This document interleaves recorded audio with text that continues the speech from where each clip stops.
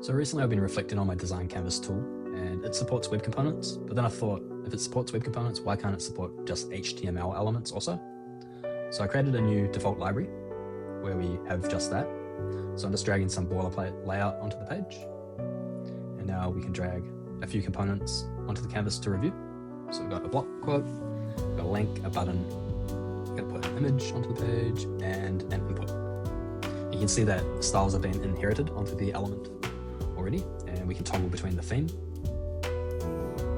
And on the right hand side, you can see in the property panel class, and we can toggle between the class names that are linked to the style sheet. And this section is all configurable via a config, a JSON config. So you can align it with your naming conventions. We can also, move elements around the page, delete the normal functionality that we've seen already. We can also prompt. So in this case, we're going to be prompting the HTML elements.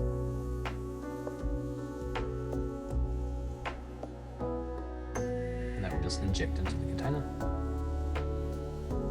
And the reason why we have a drag and drop interface is that sometimes the prompts are not as accurate as we would like. And obviously, taste is a big thing when working with AI. So we're able to craft the layout once it's been appended to the page.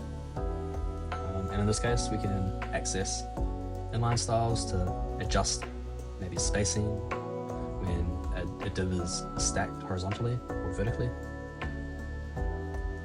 We also have recipes, and the recipes are composed of these HTML elements.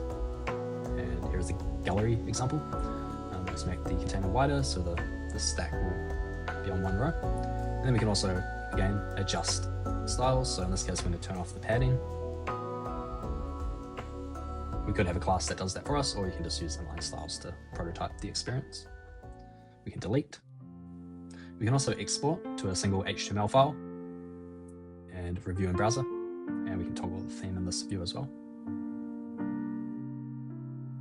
Yeah, so these are all HTML elements connected to a CSS style sheet via class names, all configurable within my design canvas tool.